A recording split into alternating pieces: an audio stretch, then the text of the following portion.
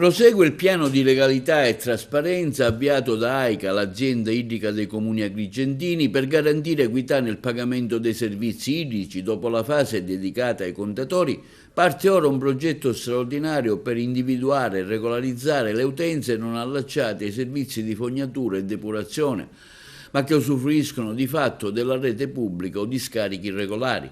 Gli uffici tecnici e amministrativi, unitamente a una società che ci darà supporto informatico per la ricerca dell'evasione del canone di depurazione e fognario, stanno portando avanti un'attività di incrocio dei dati catastali, idrici e territoriali, finalizzata a individuare tutte le posizioni non regolari.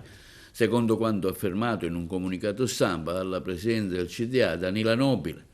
È infatti inconcepibile che a titolo esemplificativo un comune di oltre 40.000 residenti risulti avere gli atti solamente 6.000 utenze allacciate con AICA, una sproporzione che evidenzia quanto il fenomeno dell'evasione e della irregolarità debba essere affrontato con determinazione.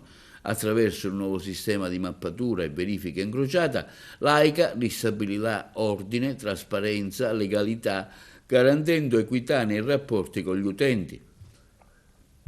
Gli utenti interessati riceveranno pertanto una comunicazione formale di invito alla regolarizzazione, con un termine entro il quale sarà possibile aderire volontariamente.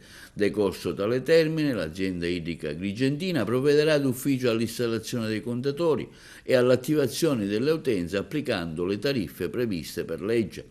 È una questione di giustizia verso tutti i cittadini che pagano correttamente i servizi, ha sottolineato la Presidente del CDA Danila Nobile e il Direttore Generale Francesco Fiorino. Non possiamo più tollerare situazioni di evasione o di utilizzo improprio delle reti pubbliche. Ogni risorsa idrica deve essere tracciata, ogni utenza deve contribuire secondo le regole.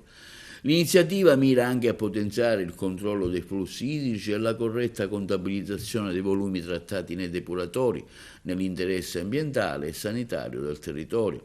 Non è una campagna punitiva, precisa la Presidente Nobile, ma un percorso di equità perché chi usa un servizio pubblico deve contribuire alla sua sostenibilità. Solo così potremo migliorare le reti, investire in nuove infrastrutture e garantire un'acqua più pulita per tutti.